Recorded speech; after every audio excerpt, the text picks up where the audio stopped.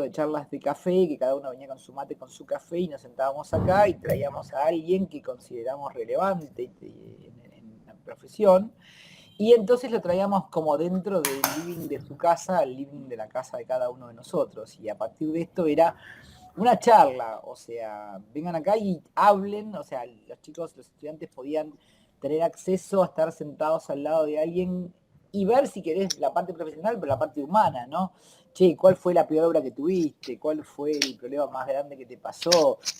Digo, estas cosas que uno no cuenta cuando uno va a una conferencia, cuando se viste por la conferencia y lo ve allá el expositor. Así empezó, y la verdad que fue fantástico porque tenemos un montón de charlas de estas grabadas y se hace como más como íntimo y fácil. Después hubieron algunos que cuando yo les contaba esto, viste esta estructura mental que uno tiene armado por viejo o por no sé qué, entonces no, vengo y traigo una presentación, trae la presentación, si te hace feliz, tráela. ¿Viste? A mí me gustaba más la idea de que cuentes cuántas veces te clavaste con las plantas que compraste y no eran, cuánto te arrepentiste de haber pensado en ese diseño en lugar de otro, digo, porque la facultad te da un montón de material teórico, si querés, te forma como profesional, pero no te cuenta estas partes que nosotros como seres humanos sufrimos, desde que no te da el presupuesto, de que el empleado te plantó la planta al revés, ¿viste? Entonces, esto para hacer un poco, para humanizar esta profesión, me parecía. Así que bueno, la idea, hoy por hoy, nada, si vos tenés algo armado, vamos con lo que vos tenés armado, y después la idea es que ellos se animen, porque suele pasar que, viste, parece que uno intimida, ¿no? No porque seamos complicados, pero parece que damos como cosita, entonces bueno, que se animen a charlar y bueno, nada. Sobre todo en tu caso, vos tan egresado de la carrera y tan representante de toda esta camada de profesionales, ¿no? Que han salido y que les ha ido muy bien y que son excelentes, la verdad que un orgullo. ¿Cuánto hace que te recibiste vos, Nacho? Uy, no sé, porque mi recibida fue complicada. Hablando de los problemas que te trae la profesión, yo empecé a estudiar la carrera en el 2001. En 2001 empecé el CBC. Pero formalmente no sé cuánto me llevó la carrera. Me habré llevado como 10 años, porque en el medio me fui bueno, empecé a trabajar cuando estudiaba, lo cual hizo que me atrase un poquito. Después, cuando estaba en el último año, me fui a vivir a Estados Unidos. Ahí lo veo a Sebas. Compartimos estado. Hola Eh, Nacho, ¿cómo va? ¿Cómo anda, Sebas? Nuevo Con lo cual los dos México, ¿cómo va? estuvimos en Bien. Nuevo México los dos. Aguante Nuevo México. Creo que parte de nuestro corazón está ahí todavía, en el desierto del sudoeste de Estados Unidos. Incluso yo estuve viviendo con un Sí, muy amigo total. de El mío Seba, de no. Sergio. Eh, Así que tardé en recibirme. La verdad es que el hecho de ponerme a trabajar, engancharme, entusiasmarme, me llevó un montón. Eh, Así que no sé cuánto tardé en recibirme. Creo que habré tardado como 10 años. O sea, los primeros 5 años fueron muy directos y después me fui alentizando. Mi primer trabajo creo que fue con Elsa Faure, fue un relevamiento, me acuerdo, botánico de lo que es el Museo La Recta, el de Belgrano. Y después pasé a trabajar con Marcelo Andrea en su oficina, y esto ha sido en el año 2003, 2004. Yo estaría en segundo año de la Facu. Y ahí empecé mi primer laburo. Ah, mirá. Ahí empecé a trabajar, digamos. Y después, bueno, muchos idas y vueltas. La verdad que trabajé muchos años con Cristina Lemioté también, con quien tengo una relación preciosa y aprendí muchísimo. Y varios de los que hoy, de los Bullas, trabajamos también con Cristina. Así que fue como una gran escuela haber pasado por su estudio también. Y bueno, y con Bulla en 2009 decidimos juntarnos cuando yo vuelvo a Estados Unidos. Una de mis socias vuelve también a estar trabajando en Europa, en una oficina de paisaje, y en 2009 arrancamos como oficialmente el emprendimiento. Está bueno, está bueno, está bueno. Sí, te digo, por lo menos para mí, estas historias de vida son fundamentales, porque en realidad pensá que los estudiantes que tenemos aquí presentes hoy están entre segundo año y tercero, trabajando más, trabajando menos, trabajando en la profesión o no trabajando.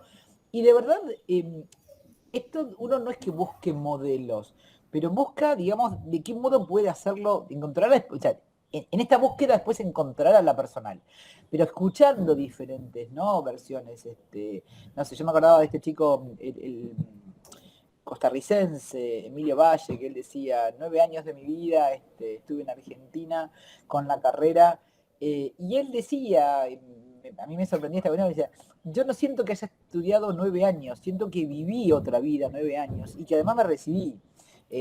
Pero si uno lo pone estrictamente en la caja de cuánto te llevó a recibirte, y no es eso, porque no es el recibirse, salvo que vos digas, bueno, mira, viste que hay mucha gente que dice, tengo el título porque mamá quiere que yo sea médica, bueno, tengo el título. Pero en este caso, esta carrera, que es una carrera tan eminentemente práctica, y tan interdisciplinar, todo lo que uno vaya sumando en el trayecto de la academia formal, suma. Así que bueno, fantástico por que nos contás un poco esto. Así que, bueno, vamos entonces, a partir de ahora va a grabar Sebas, y vamos a hacer la presentación medianamente formal para que después nos quede grabado y no tengamos que editar todo de nuevo. Y a partir de ahí, si querés, vos presentás tu pantalla y seguimos. Vero, te hago una Sebas. consulta. Sí. Hoy los que están conectados son todos estudiantes de segundo o tercer año. Sí. Bueno, entonces me gustaría por ahí, porque esta es una presentación que por ahí ya le he dado en ámbitos más académicos, incluso con colegas profesionales, a mí me gustaría como acercárselas un poco más a ellos, como una suerte de espíritu de alguien que estuvo hace no tantos años sentado ahí, que tenía las mismas inquietudes, las mismas dudas, los mismos miedos. Yo estaba sentado ahí donde están muchos de ellos, ustedes ahí, y bueno, y hoy estoy acá, pero digo, fue un trayecto, fue un camino, fue un andar, pero me gustaría como transmitirles un espíritu, al menos, nada, en este caso yo, digo, por ahí cada uno puede contar el suyo, pero voy a tratar de que no sea una presentación tan, como decías vos, exitista, de tantos logros y éxitos, y voy a tratar de focalizarme un poco más en la vegetación, en la medida de Eso lo es fundamental. posible, y en el espíritu errático, en el espíritu de prueba y error, en el espíritu de que nada es perfecto, ni se los podría contar como un cuento rosado y precioso, pero me gusta esta idea de poder hacerlo un poco más humano también, más real. Totalmente, totalmente. Esa es la idea. Y sabés qué, por ahí, ustedes no tanto, pero los que tenemos ya muchos años atrás, venimos con este rollo de que hay que hacer todo bien y la perfección y que entonces si te equivocás está mal. Y hoy por hoy disfrutar todo esto otro y bueno, esto es un aprendizaje también. Así que bueno, ahí vamos. Y sobre todo en el campo nuestro que trabajamos con el mundo natural, donde la naturaleza es cero perfección. Y justamente a mí siempre traigo un concepto del sistema socioecológico, que es cuando nos ponen a los humanos dentro de la ecología, porque antes no estábamos, o sea, a partir de los desastres que hacemos empezamos a compartir el sistema socioecológico. Y cuando estamos ahí dentro, todo el mundo plantea y dice, no, porque hay que lograr el equilibrio del sistema socioecológico. Nunca está en equilibrio el sistema socioecológico, porque es un organismo vivo, entonces permanentemente está en cambio. Hay que ver cómo estamos en esos cambios y logramos además estar bien. Así que bueno, dale, Sebas, ¿estás grabando? No sé cómo... Te perdí. Sebas está grabando. Sí, ya está grabando. Sí. Bueno, dale, entonces bueno, listo. Bueno, dale, arrancamos formal entonces. Bueno, ¿qué tal? ¿Cómo están? Bienvenidos todos a este nuevo encuentro del ciclo Hacedores de Paisajes que hacemos desde la Universidad de Buenos Aires, Facultad de Arquitectura, Diseño y Urbanismo, particularmente de la licenciatura en Planificación y Diseño del Paisaje. Esta es la Cátedra de Vegetación 2 y estamos junto a nuestros estudiantes hoy recibiendo con mucho placer al licenciado Ignacio Flaurquín, integrante del estudio de paisaje Bulla. Ignacio Flaurquín es egresado de la misma carrera, de la licenciatura en Planificación y Diseño del Paisaje, y tiene estudios de posgrado en la FADUBA. A su vez es docente universitario y hoy es director del programa de Arquitectura del Paisaje de la Escuela de Arquitectura y Estudios Urbanos de la Universidad Torcuato Di Tella. Y la verdad que es un gran honor tenerte desde el punto de vista como profesional, como ser humano y como representante de una generación argentina que está trabajando en la arquitectura del paisaje. Así que adelante, Ignacio, bienvenido. Bueno, muchas gracias, Vero, por la introducción y saludo formalmente de vuelta a todos y todas. Espero que anden muy bien.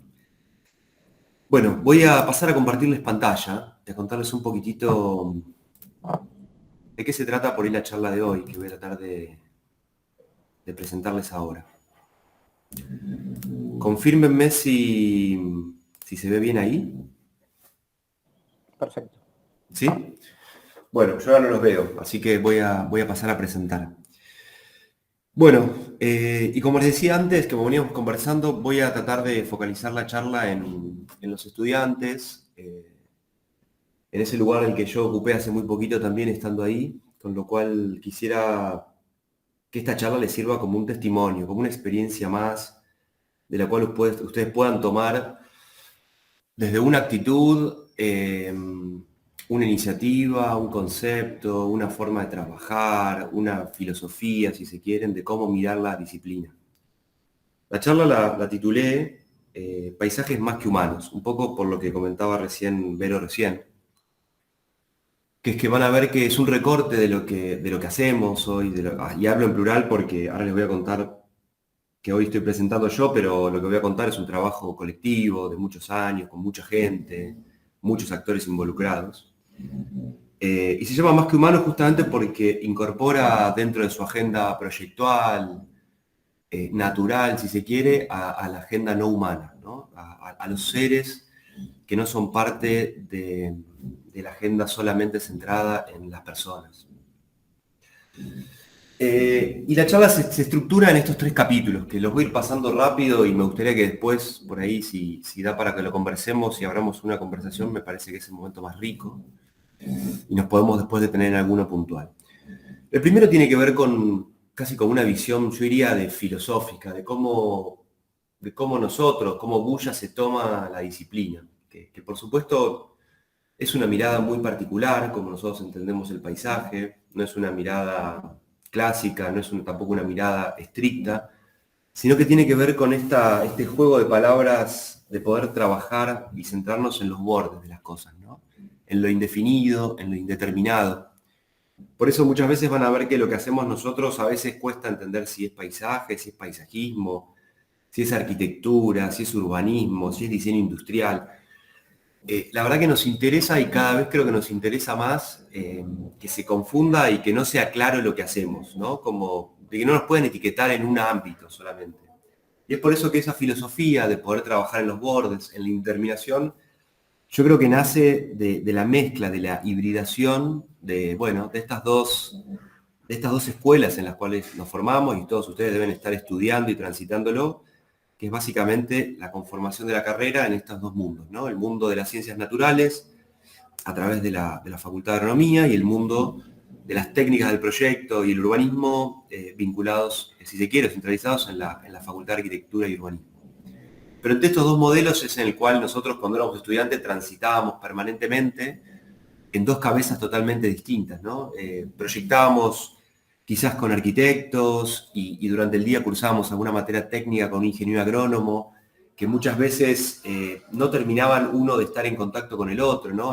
Esta especie de grieta que existe también en la carrera, y que para nosotros lo tomamos como un desafío, porque nos parecía que con el paso del tiempo y los licenciados, esa mirada que estaba separada, que es la cultura y la naturaleza, podíamos empezar a pensar de que había una nueva unidad, que había como una nueva integración de esos 2 conceptos. Que eso fue como una misión que nosotros tuvimos como estudiantes también, ¿no? Decir, che, ¿cómo puede ser de que uno piense que el paisaje está dividido por estas antagonías?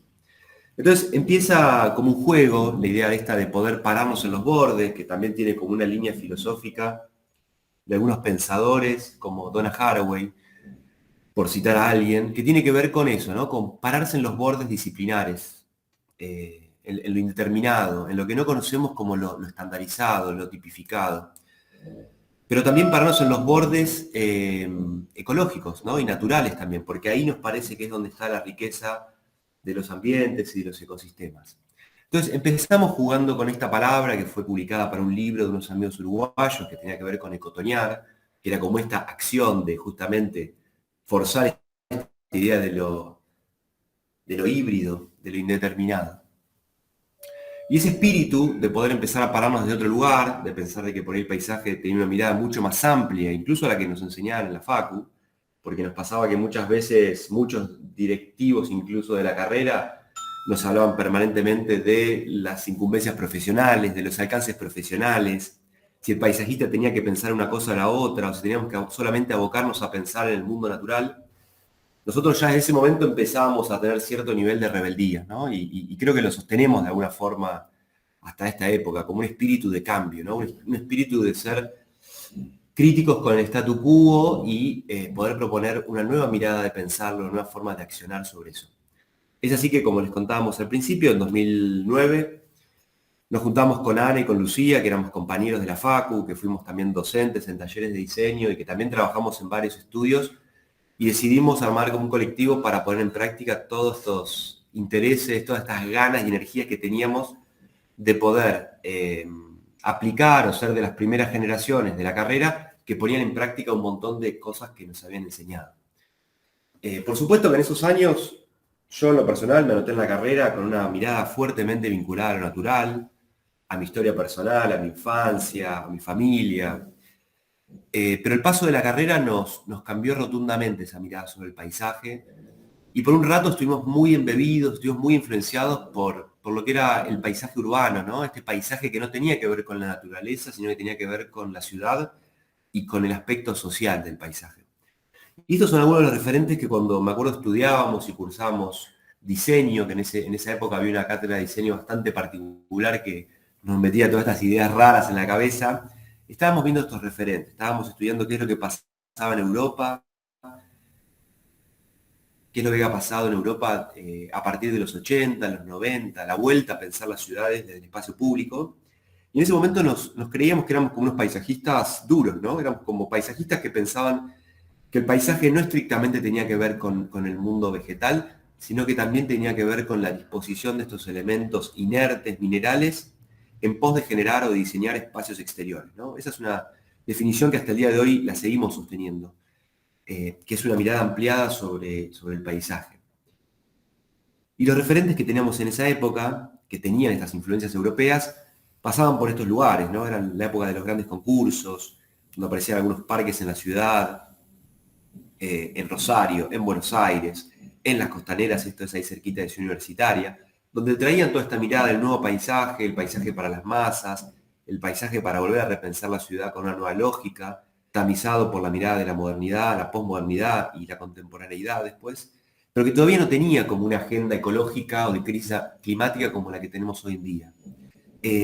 También por esos años empezábamos a estudiar y mirando para atrás cuáles habían sido las grandes obras que nos rodeaban en nuestra ciudad, y de pronto empezamos a ponerle interés a Burle Marx, que también es un gran referente de la modernidad, y en esta historia maravillosa que tiene la Plaza República del Perú y su posterior demolición, digo, de la primera obra de Burle Marx que fue demolida y sus escombros fueron arrojados al Río de la Plata. Y algún tiempo después, también, con este espíritu de poder ser lo más contemporáneo posible, nos fuimos mucho más para atrás y empezamos a ver cuáles eran los referentes, cuál había sido la época dorada del paisaje en nuestras ciudades, en nuestro país, donde la agenda pública estaba fuertemente atravesada por el espacio público, ¿no? Esta es la época de fines del siglo XIX, principios del siglo XX, donde el paisajismo tuvo el apogeo, donde aparece Thais, Carrasco, Bottrich y tantos otros más, que algunos eran extranjeros, otros eran locales, pero que empezaban a traer a Buenos Aires una impronta muy fuerte de los temas que en ese mundo a nivel global pasaban en el paisaje y también los temas que empezaban a avanzar de manera local. Todavía un paisajismo para la época un poco importado, ¿no? Si se quiere hoy con los ojos de hoy, pero que para la época estos eran los fenómenos que estaban como en descubrimiento. Nos interesa mucho Thais y somos muy estudiosos de él, porque gran parte de la agenda que nosotros como estudio ponemos tiene que ver con los mismos temas que él trabajaba hace 150 años, 130 años. Recién vemos el Jardín Botánico, pero también las exploraciones que dieron luego paso a lo que fue el Parque de Cataratas de Iguazú, o también algunos proyectos urbanos como lo que fue el previo proyecto de la Facultad de Agronomía, que era un sistema de huertas urbanas en el barrio justamente de Chacarita y de Agronomía, que eran partes de estos proyectos de Thais. Pero en un momento nosotros empezamos a trabajar, a desarrollarnos, a experimentar las primeras obras, ¿no? Que eran muy, muy erráticas también, como decía Vero, con muchos errores, con mucho aprendizaje. Pero en un momento nosotros dejamos de estar dentro de la carrera, ¿no? Casi como también como unos niños medio rebeldes en esa época, y en un momento sentimos la necesidad de poder generar nosotros nuestro propio motor académico, ¿no? Decir, che, ¿qué necesitamos para nosotros poder expandir nuestra idea de paisaje, para poder empezar a relacionarnos? Y es así que en 2012 inventamos como una suerte de movida de garage en nuestro antiguo estudio en el barrio de los Andes, Escape. Que Escape básicamente fue un sistema, una serie de charlas, de reuniones, que deben haber sido alrededor de 12 o 13 reuniones, que eran públicas y eran de noche en nuestra oficina, donde nosotros armábamos una agenda que estaba vinculada al paisaje e invitábamos un montón de actores y agentes que no eran específicamente paisajistas, ¿no?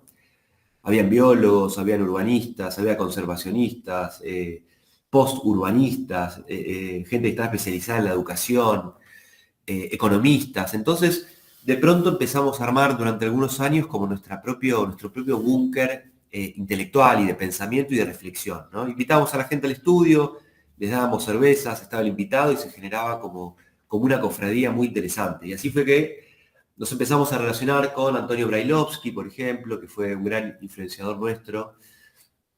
También nos pudimos relacionar mucho con Rolando León, que fue uno de estos profesores que tuvimos en la época de la Facu y que a través de Escape pudimos con Rolando empezar a entablar una conversación sobre la ecología, sobre el territorio, sobre volver a incorporar todas estas variables dentro de los proyectos.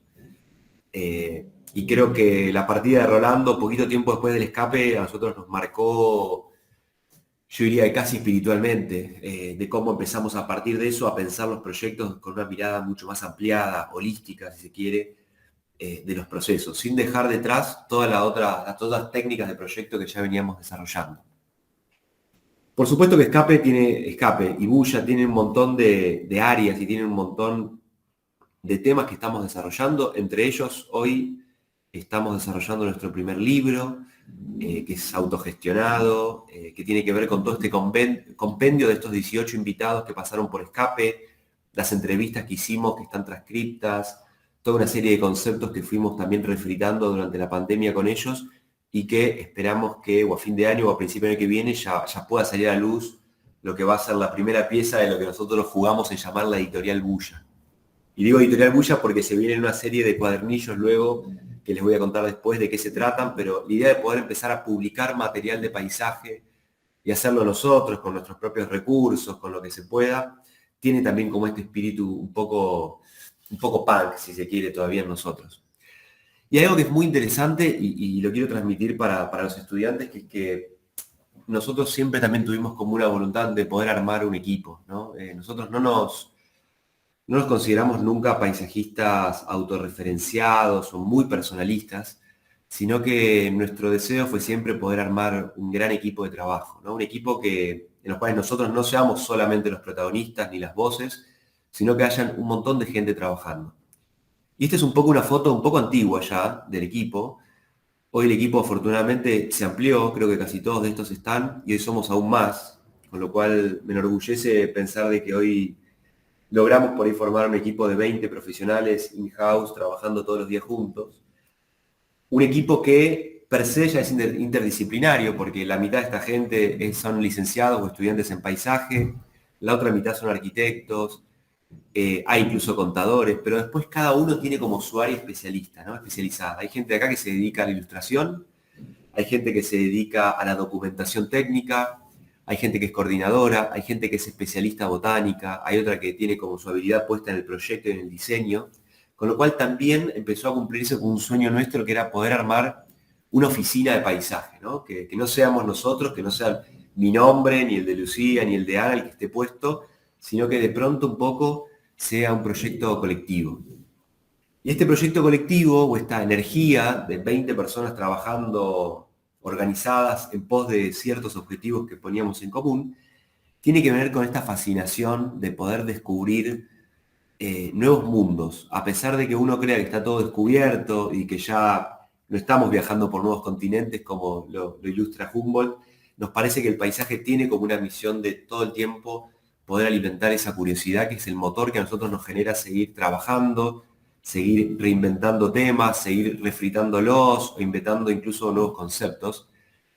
Conceptos que todo el tiempo nos ponen en crisis en nuestro, como decía Vero al principio, en nuestra acción sobre el medio, ¿no? Y el paisaje, a diferencia de la arquitectura, a diferencia del urbanismo, que por ahí son las disciplinas con las cuales más nos relacionamos nosotros, tiene esta mirada como mucho más ampliada, ¿no? Que tiene que ver con la historia de las especies en relación con su entorno, cómo nosotros operamos sobre un entorno y producimos un resultado u otro que determinan como un espíritu de época, una síntesis, si se quiere, de lo que está pasando hoy en términos humanitarios, pero sobre todo lo que está pasando en términos locales. Y es por eso que nos interesa incorporar al concepto de la ecología del paisaje el término de las personas, ¿no? Ya corrernos de la mirada también puesta del hombre, el varón, occidental, blanco, cis, y empezar a pensar en las personas como un sentido mucho más amplio, y que las personas, como decía Vero al principio, hoy estamos ya dentro del mundo de la ecología. El urbanismo debería estar dentro del mundo de la ecología y la arquitectura también, porque la agenda ambiental y ecológica está puesto sobre la mesa en términos políticos, geográficos y económicos. Y sobre todo pensando en el futuro. Pero nos interesa mucho también pensar en este concepto que Tim Morton, que es un filósofo que habla sobre la ecología, plantea, que es que la idea de naturaleza hoy en día ya es obsoleta, ¿no? El concepto de naturaleza, que es un concepto que se acuña en el siglo XVIII, cuando la naturaleza era aquello que estaba por fuera de las ciudades, la playa, las montañas, o simplemente aquello que era un caos, y que nosotros íbamos para allá a buscar inspiración. Morton dice que ya es un término que hoy en día ya está un poco obsoleto, y que por eso hoy es mucho más preciso hablar de ecología, porque es dinámica, porque involucra a las especies y porque nos involucra a nosotros como parte del problema y la solución cuando hablamos de la relación con el medio en el cual nos desarrollamos. Entonces, el primer capítulo tiene que ver con las ciudades de agua, tiene que ver con claramente la agenda líquida, y son proyectos que tratan sobre volver a pensar el paisaje de agua, que me acuerdo cuando nosotros estudiamos, la verdad que no tuvimos una gran formación en lo que tiene que ver con el ciclo hídrico y lo que el agua puede producir o el material del agua como proyecto, ¿no? Pero cuando a veces damos vuelta a los mapas, los giramos y tratamos de hacer un pensamiento, si quiere, un poco más lateral al que estamos acostumbrados, podemos encontrar como nuevos relatos, nuevas formas de contar un tema. Y acá sí hago un guiño a Seba Mouso, porque en el 2008 yo estaba viviendo en el desierto del sudeste de Estados Unidos, mismos lugares donde Seba hizo su experiencia también, y allí tuve la posibilidad de relacionarme con algunos pueblos originarios, principalmente el pueblo de Taos, que es un pueblo al cual tenía un amigo que me permitió entrar a esa comunidad y conocer cómo en un desierto una comunidad se relaciona, construye su simbología, sus rituales, y cómo despliega su aldea y su paisaje productivo sobre un territorio. Y la verdad es que durante esos años me fascinó mucho cómo era trabajar con la escasez del agua. Y cuando vuelvo a Buenos Aires, que tenía que terminar el curso, por ejemplo, de Ecología de Paisaje con Rolando nos llevaba a caminar por la Pampa Deprimida. Era llevarnos a caminar por lugares que eran esponjas de agua, en un territorio muy inestable, que se llenaba, se vaciaba, que tenía cuerpos de agua dulces, salinos, bajos. Y la verdad que ahí fue como que la cabeza, de alguna forma, me hizo cuestionarme un poco cómo era la agenda del agua, ¿no? Desde la escasez hasta el excedente, como es el que muchas veces pasa en la Pampa. Y en eso empezábamos también a estudiar cómo eran estos paisajes originarios de la Pampa, cómo fue que no solo la urbanidad los antropizó, sino también cómo el mundo agrícola fue el mayor antropizador de ese paisaje, el que modificó altamente todas las variables ecológicas en el paisaje que hoy trabajamos. También empezamos a estudiar por esos años un poco a Florentino Meguino, a entender cómo trabajar las inundaciones, el excedente de agua, si era un problema o si en definitiva el excedente de agua era una oportunidad. Estudiábamos casos como los de Pecuén, cuando el sistema ecológico no había sido estudiado por el urbanismo y una ciudad termina completamente inundada, que tiene que ver con el sistema de lagunas desencadenadas del oeste. Pero bueno, todo este material nos daba como un soporte muy fuerte para empezar a pensar los proyectos. Y estos son los proyectos que hoy estamos pensando que tienen que ver con la agenda puntualmente del agua, ¿no? Y la manera que tenemos de entrar a los problemas, al paisaje, a una encomienda de un trabajo, es primero pensarlo desde la macro, ¿no? Desde lo global, para luego poder entrar en el caso puntual. Entonces, también tomamos mucho de los geógrafos y los cartógrafos esta idea de poder ilustrar estos mapas, poder hacer diagnósticos. Y justamente o casualmente nos toca estar trabajando hoy en día en un proyecto que trata sobre el agua y sobre el campo, en estos lugares donde Rolando nos llevaba a caminar hace más de 10 años atrás en la Pampa deprimida. Esta es una encomienda que nos hicieron hace muy poquito y que todavía estamos en curso, que tiene que ver con un proyecto bastante particular de paisaje, que es repensar el agro, repensar la matriz productiva a partir de una premisa ecosistémica, a partir de una premisa proyectual, y tiene que ver con básicamente eso, hacer una migración de un sistema tradicional de agricultura donde las parcelas están dibujadas como una ciudad, en una grilla ortogonal, puramente extractivista, sin atender todas las irregularidades o los micropaisajes que había en el sitio.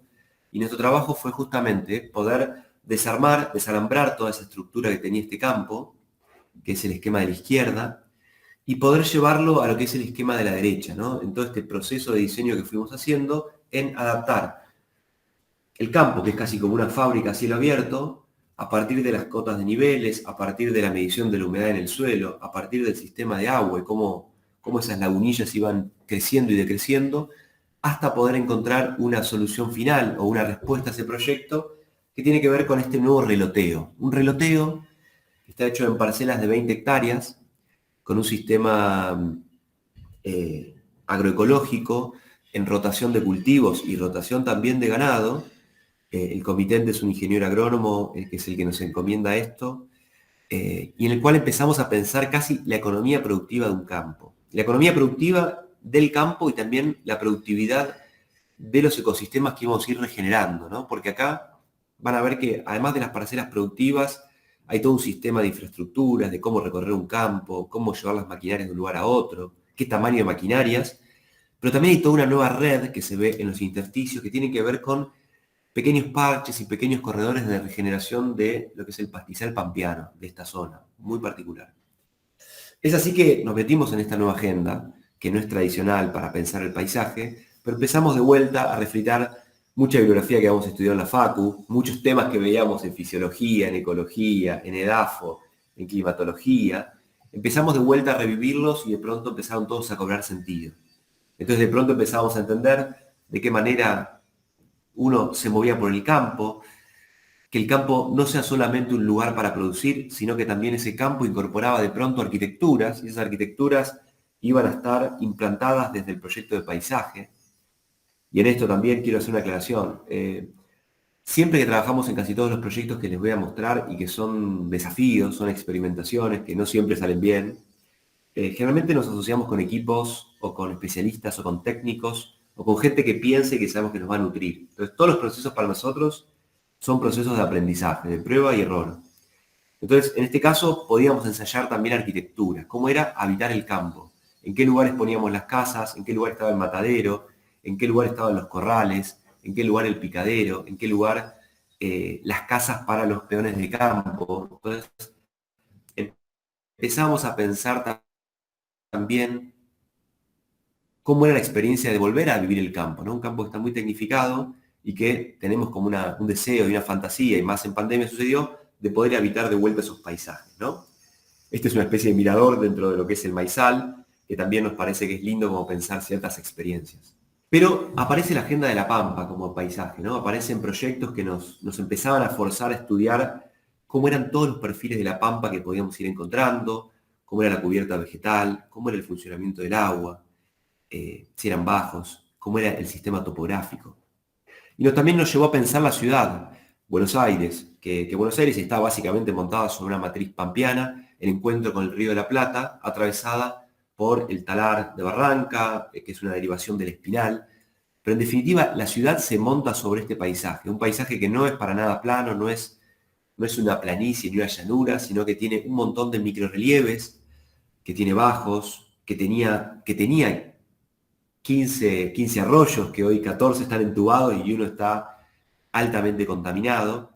y donde también ahí empezamos a entender que muchos de los problemas que tenía la ciudad, Buenos Aires, desde el punto de vista ambiental, por ejemplo, que hay prácticamente muy pocos, o yo diría nulos relictos de lo que era la ecología originaria, de lo que eran esas comunidades botánicas. Hoy Buenos Aires arrasó con prácticamente todo, antropizó, tapizó la ciudad y dejó prácticamente inerte a todo el sistema del suelo, el sistema edáfico y geológico, también hidráulico o hídrico, mejor dicho, en el sentido de que no reconoció estas diferencias de niveles, ni siquiera también cómo era el flujo del agua. Y es ahí que aparece el desplazamiento de especies hacia los márgenes de las ciudades, aparecen las inundaciones cuando entubamos los arroyos, que en definitiva le quitamos todas las propiedades de arroyo, primero los canalizamos y luego los entubamos y luego los contaminamos, con lo cual Buenos Aires es bastante particular con la relación con la naturaleza.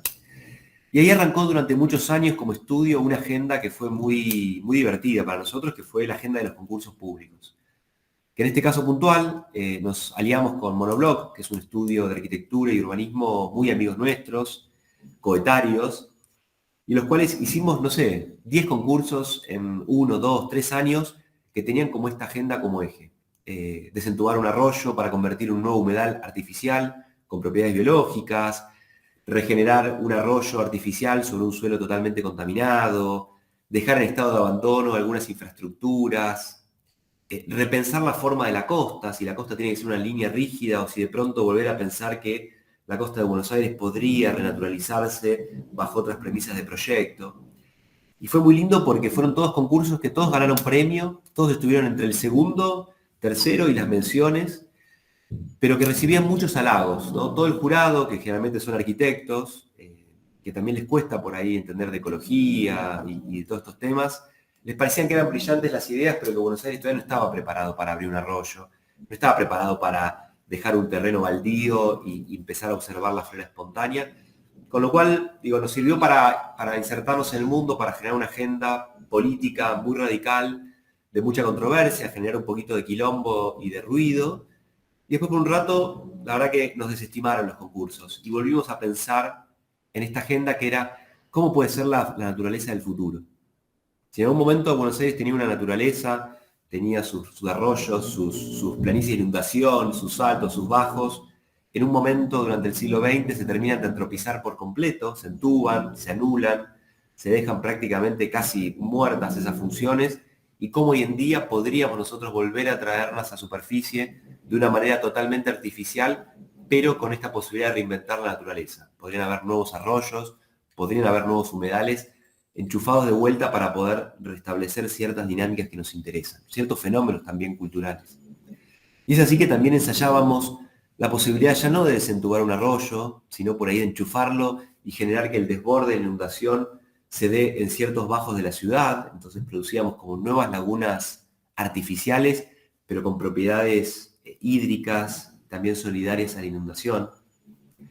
Empezábamos en otros casos a pensar cómo era en lugares que fueron altamente modificados y sobre todo en planes urbanísticos que no detectaron todas estas condiciones del paisaje originarios, cómo era volver a pensar ciertas piezas naturales, ¿no?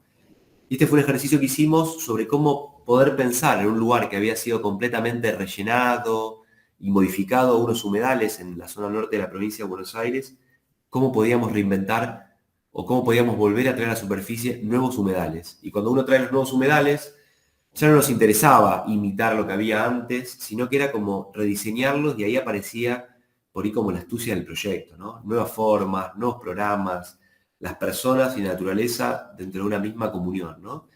Y estos eran algunos ensayos sobre cómo armar nuevos humedales salinos en la zona, digamos, de Escobar, de Maschwitz y toda esa zona norte, que estaban dentro de un plan urbanístico, ¿no? Un plan de un sistema de casas prefabricadas, industrializadas y demás, donde nosotros traíamos de vuelta el diseño, estaba atravesado básicamente por la topografía y los cuerpos de agua que eran variables, aparecían, desaparecían, pero donde el programa de paisaje, el parque, era meterse al agua y utilizar esa agua bajo distintos medios.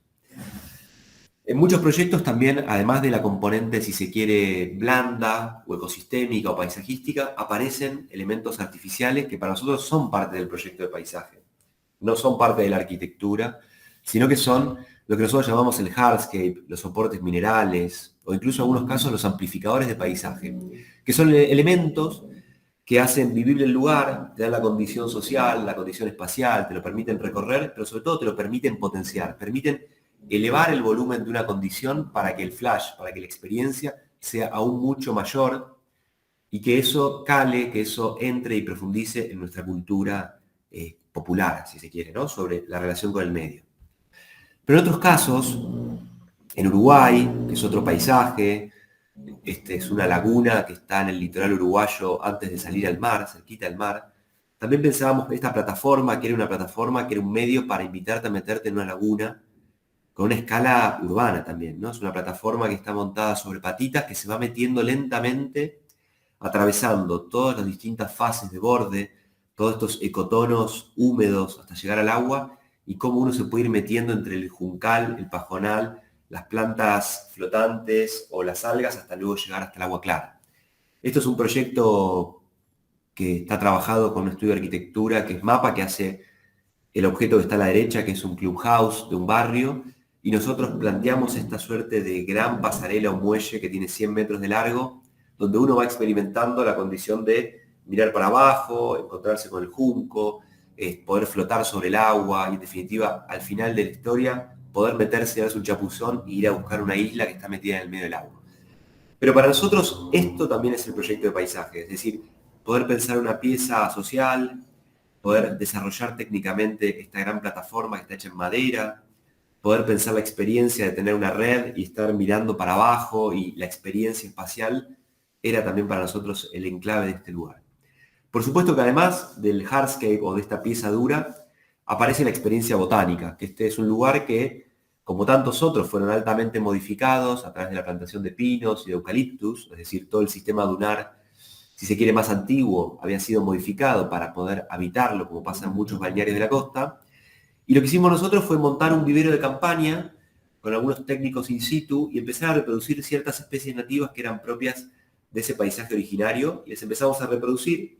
Y en este proyecto todo lo que se plantó fue producido en el lugar con especies del lugar, es decir, la genética era de ese lugar. No hubo compra de plantas en vivero, que es un tema que van a ver que empieza a aparecer en Bulla y es muy recurrente.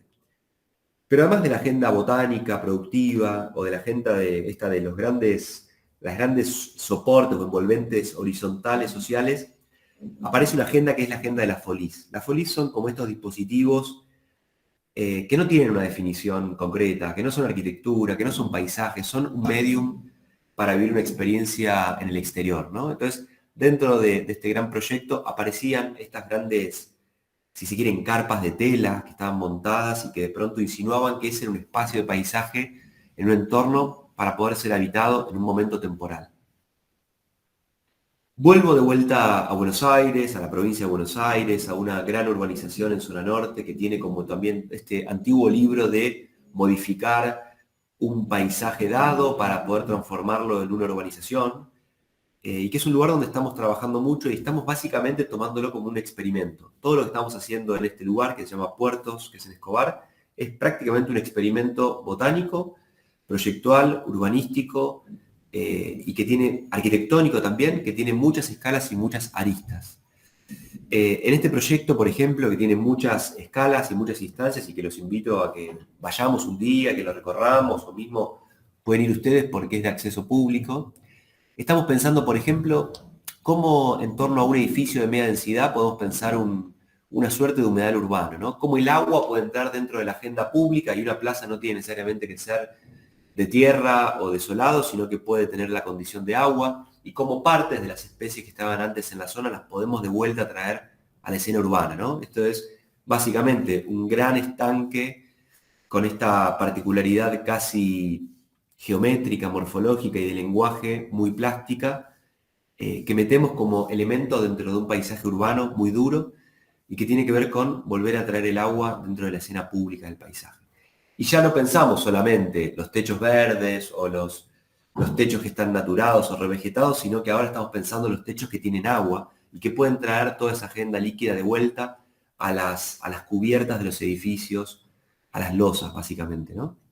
Eso requiere obviamente mucho trabajo también con ingenieros, hemos trabajado con biólogos, es parte de todas las investigaciones que les voy contando. Pero dentro de esta urbanización, casi afuera diría, hay una reserva natural, que es pública también y que pueden visitarla, sobre el río Luján, en la cual estamos trabajando hace un tiempo en un master plan, que es pensar cómo es el manejo de una reserva privada, de una reserva natural del delta. Una reserva que también fue muy modificada por los antiguos pobladores y que nosotros estamos de alguna forma volviendo a repensarla en un master plan. Pensar cómo se regenera, pensar cómo le implantamos programas, pensar cómo se recorre, pensar cómo se educa desde una reserva. Y empezamos trabajando en la reserva pensando una encomienda que nos hicieron muy particular, que nos dijeron, che, ¿se animan a pensar una serie de pabellones? Ustedes son paisajistas, pero ¿se animan a pensar una serie de pabellones dentro del paisaje? Fiel a nuestro espíritu dijimos que sí, era un desafío, y para eso, una vez más, invitamos al proyecto a algunos amigos arquitectos que pensamos que pueden estar en esa línea, de esa filosofía, y empezamos a trabajar en lo que es el primer proyecto de arquitectura de Bulla. Arquitectura en un punto, no quisiera tampoco llamarlo arquitectura estricta, porque es como una arquitectura en el paisaje, donde la premisa es el paisaje y no la agenda arquitectónica.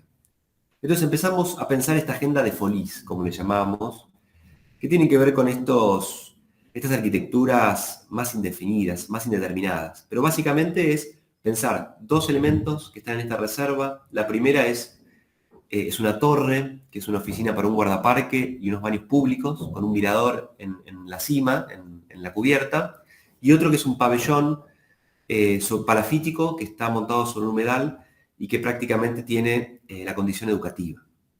Estos son una serie de pabellones que son industrializados, que hoy están en construcción, con lo cual también ahora los invito a que en algunas semanas puedan ir a recorrerlos porque van a estar terminados. Este es el primero, que tiene que ver con la oficina del guardaparque, los baños públicos y las infraestructuras que uno necesita cuando va a una reserva, ¿no? A vivirla, la botellita para servirse agua, registrarse, poder observar desde la copa de los árboles. Pero también cómo empezar a educar, cómo tomar el paisaje como un elemento y la arquitectura como un soporte educativo. Este es el otro pabellón, que es un pabellón mosquitero, o sea, básicamente está envuelto en un mosquitero, y es un pabellón genérico, que tiene una pasarela para acceder y que está montado sobre patitas. Básicamente porque está en un lugar que es altamente inundable, porque está muy cerquita del arroyo. Y hoy están en construcción, es decir, que también los invito a que desafíen un poco los alcances de las incumbencias que están tan en boga del paisaje y que se animen también a pensar este tipo de infraestructuras, este tipo de piezas, que por ahí quizás la carrera nos da todo el know-how para hacerlo, pero que en el recorrido y en el transcurso los hemos ido adquiriendo y hemos sabido bien con quién poder relacionarnos para poder aprender y para poder desarrollarlos. A la izquierda está la torre, esta es una foto de la semana pasada, y a la derecha está la segunda folie, que es el pabellón educativo, que está todavía en obra. Y este es el segundo capítulo de la charla, la segunda parte, si se quiere, que tiene que ver ya no con la agenda del agua, los proyectos que trabajan sobre territorios, que el agua es el proyecto, es como el eje rector, sino que esta es una agenda de los paisajes que van a trabajar sobre lugares que fueron altamente antropizados o destruidos, ¿no? Porque claro, hasta hace poquito, cuando no teníamos la agenda ecológica ambiental, el urbanismo, la humanidad avanzaba sobre los paisajes como casi con una conciencia o sin conciencia o con una conciencia que esto era infinito.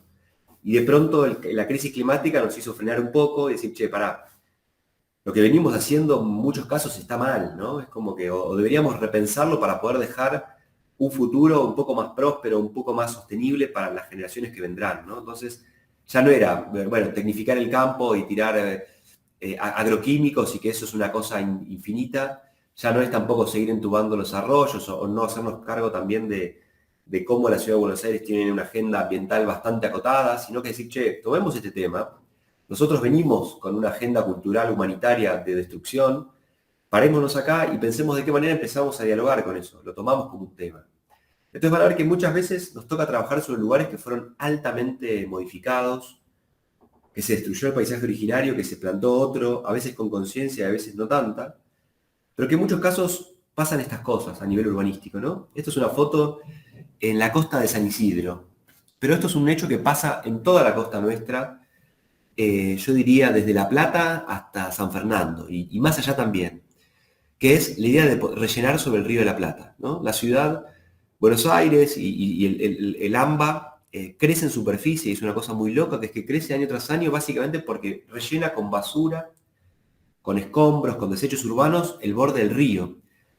Ya había sido el río destituido, modificado de su condición originaria hace varios siglos atrás, pero es una acción cultural que la seguimos haciendo. Y esta foto me gusta porque hay unos chicos casi de manera bucólica, romántica, están haciendo un picnic en un parque. Es un parque que está montado sobre un espesor de residuos, con dos efluentes urbanos, que no sé si es un antiguo arroyo o simplemente son drenajes urbanos, y están haciendo un picnic en un lugar donde no tuvo ningún tipo de intervención humana, más que un pequeño corte de césped en algunos lugares, ¿no? Y toda esa biomasa, toda esa especie de tercer paisaje, como diría Gilles Clement, que surge, nace de manera errática, sin pensada, sin intervención, sin inversión, sin acción humana. Entonces aparece esta agenda de empezar a pensar cómo Buenos Aires fue a lo largo de los siglos, y esto yo creo que arranca con Sarmiento, que para mí es el primer paisajista, que empieza a pensar no solo el Delta, sino también la isla Martín García, y también empieza a pensar lo que hoy son los bosques de Palermo, como estos parques buffers que protegían a la ciudad de las inundaciones y de la subestada.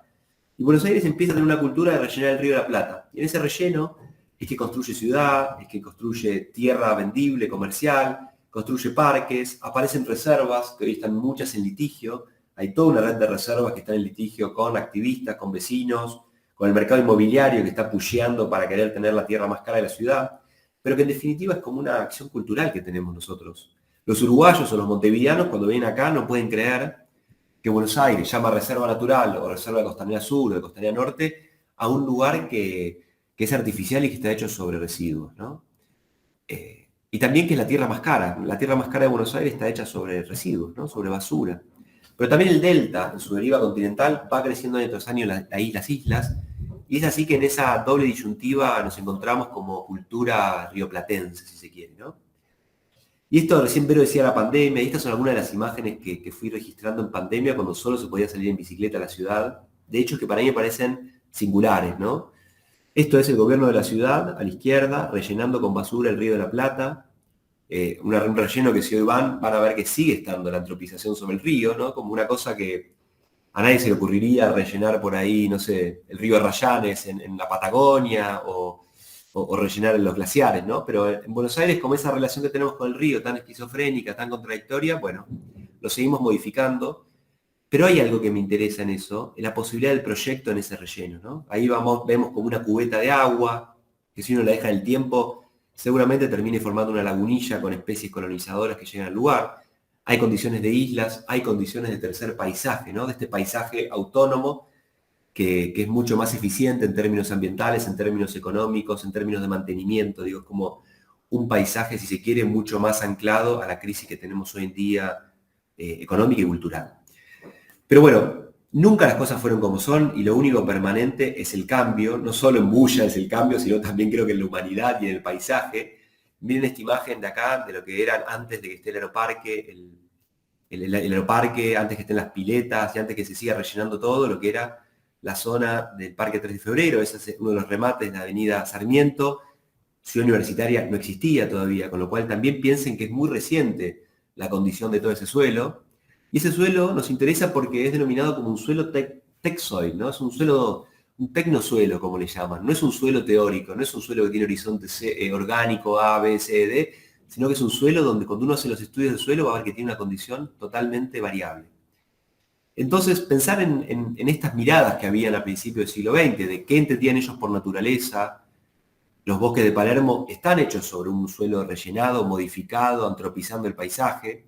Esas especies que Thais plantaba ampliamente son exóticas, incluso seguramente ese ganso haya sido un ganso importado de algún otro continente, pero tenemos una fénix, tenemos unas casuarinas de Oceanía, tenemos eucaliptus. Digo, en ese momento ese era como la movida y la locura que los tipos tenían de la adaptabilidad de las especies a un entorno urbano como Buenos Aires. Hoy quizás no se pensaría tanto en este tipo de naturaleza, porque sabemos que además tiene problemas y porque no cumple con esta agenda.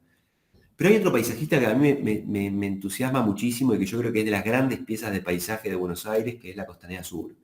que fue pensada por Benito Carrasco, que era un paisajista, ingeniero agrónomo, y que prácticamente es una pieza de hardscape, ¿no? Es una pieza dura completamente, pero que Carrasco para mí tiene la sutileza de empezar a entender la variación de inundación del Río de la Plata como un fenómeno interesante de paisaje a ser explotado, ¿no? Costanera Sur, quienes no fueron, vayan, mírenlos con ojos de época también, pero van a ver que era muy bonito pensar de que uno por ahí un día a la costanera y la costanera está inundada porque hay subestada y la ve de arriba, o otro día está calmo y hay bajante porque hay viento norte, y uno puede bajar sin mojarse las patitas en el agua o en ese momento bajar a la playa, ¿no? Creo que ahí está el truquito de poder entender la sensibilidad sobre un fenómeno de paisaje mucho más amplio.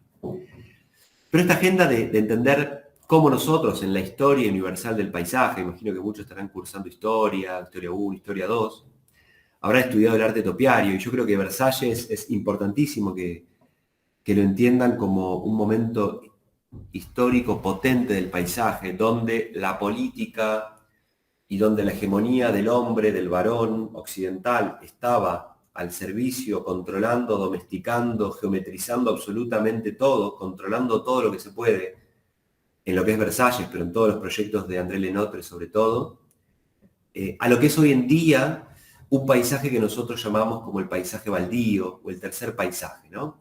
Que arranca esta agenda, que arranca hace un poquito más de 10 años en Bulla, investigando de qué se trataba todo este fenómeno, ¿no? ¿Cómo eran todas estas plantas que crecían en lugares de suelos muy pobres, que eran especies que no estaban catalogadas, que no se consiguen en los viveros, que nadie las quiere, que tienen como una connotación negativa, y empezamos a ponerlas en valor en una muestra que sucedió hace 10 años en una galería. Y arrancó ahí hace 10 años como esta curiosidad por pensar la flora la flora espontánea, ¿no? Efímera. Y eso arranca en un nuevo experimento que empezamos hace 3 años, que es empezar a estudiar no solo el hecho de la materia, qué pasa con los escombros de la ciudad, a dónde van a parar estos escombros que después se hacen suelo, que se hacen materia orgánica, que se hacen parque, que se hacen reserva natural, y qué pasa en un terreno que nos prestaron, que nos siguen prestando hoy en día, cuando antropizamos, cuando pasa el disturbio, destruye todo, y arranca, es como que resetea el cuento, ¿no? Y empieza un proceso de sucesión primaria. Así que Baldío, lo venimos estudiando hace ya 3 años, empezamos viendo de qué manera crecía, qué especies crecían. En esta primera etapa, que fue también a principio de la pandemia, nosotros nos detuvimos a observar y a ver qué es lo que pasaba, qué especies empezaban a aparecer en ese lugar que nosotros prácticamente no lo interveníamos. Y de pronto empezábamos a conocer algunas especies que nunca habíamos aprendido, que no estaban tampoco en los viveros para usarlas en los proyectos, ¿no? Que tenían toda una historia, desde los botánicos que la descubrieron, o quién fue que la trajo, en qué periodo se terminaron de instalar, si eran buenas, si eran no tan buenas, si eran invasoras, con qué alianza tenían con algunos polinizadores o insectos. Empezamos a monitorear qué pasaba en el baldío, ¿no?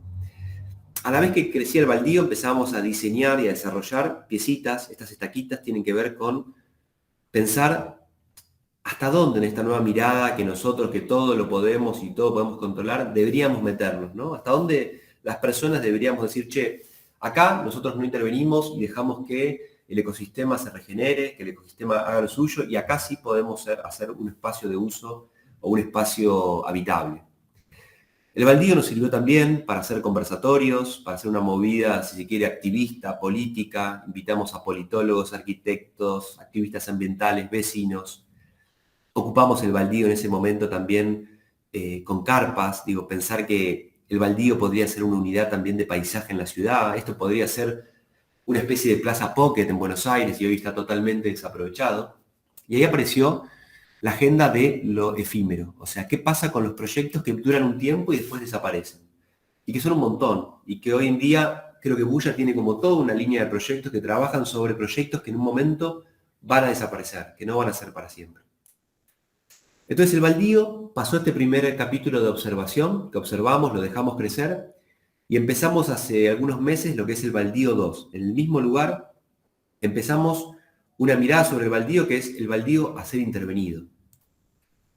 En este nuevo capítulo mantuvimos algo del baldío 1, que es el perímetro, es el baldío madre, y en cambio definimos una pipeta central, definimos un nuevo recorrido, casi como una especie de jardín botánico, que es una cinta continua, y armamos una pipeta central donde primero relevamos todas las especies que crecían y luego empezamos a intervenirlas.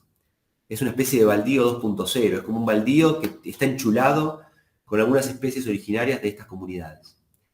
En este nuevo baldío relevamos de vuelta qué pasaba en la pipeta, descubrimos toda esta cantidad de especies, en su gran mayoría nativas, en este, yo diría que es como el tercer año de sucesión ecológica.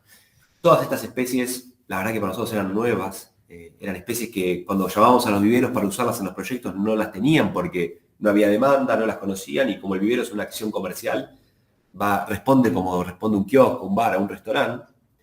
Entonces empezamos a investigar y a documentar todas estas nuevas especies que hoy las estamos intentando reproducir. Y como uno haría también en la Facu, ¿no? Tomamos estos 7 stands de muestreos, hicimos un relevamiento muy minucioso de todas las especies que habían crecido, y a partir de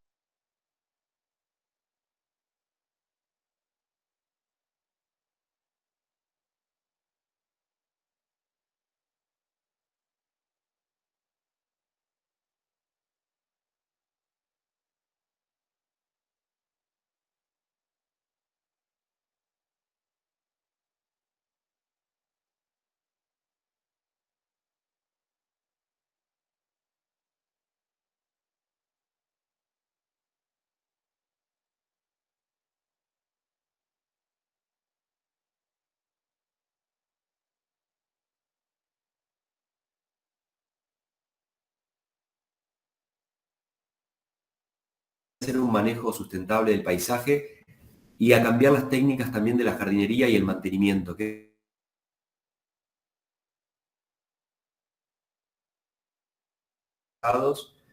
y las licitaciones y los contratos son criminales con todos los proyectos que tienen flora nativa.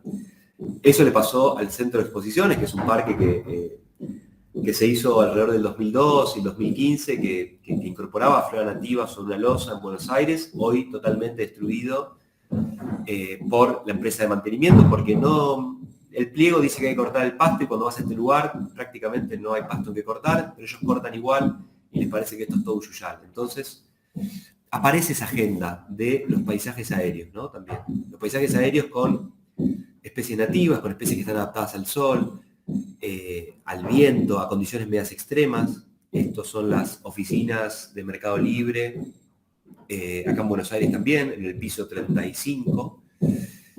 Y también nos preguntamos qué pasa cuando trabajamos sobre paisajes altamente modificados urbanos, ¿no?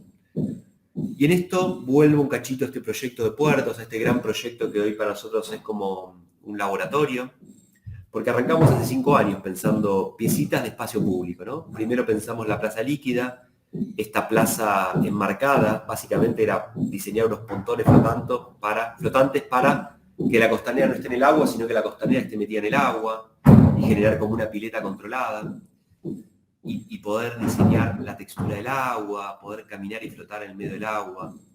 ¿Cómo sería tener una isla en el medio de toda esta urbanización para poder nadar e ir a buscar? A la plaza líquida pasa el tiempo y se le van haciendo actualizaciones. Aparece este edificio de Martín Torrado, donde pensamos con él este nuevo patio, que de vuelta.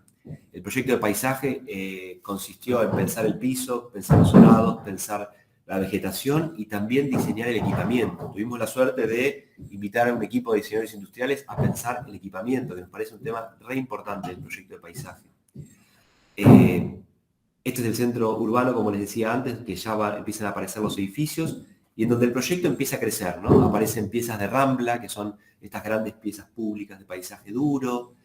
Aparece una florería, que es como de vuelta una folie circular que está dando vueltas por ahí. Ahí se ven los bancos. Aparece una fuente de agua que funciona marcando una obra de arte. Aparece la relación con otros edificios, ¿no? Esta idea de la ciudad peatonal, la ciudad donde el auto prácticamente no está en escena, y donde la vegetación empieza a acompañar y a generar estas habitaciones verdes, ¿no? Acá empezábamos a probar algunas de las paletas botánicas incipientes, no era 100% nativa todavía porque íbamos probando prueba y error, pero funcionó muy bien y nos dio pie para poder empezar la nueva botánica, las nuevas formas de plantado que íbamos a ir desarrollando.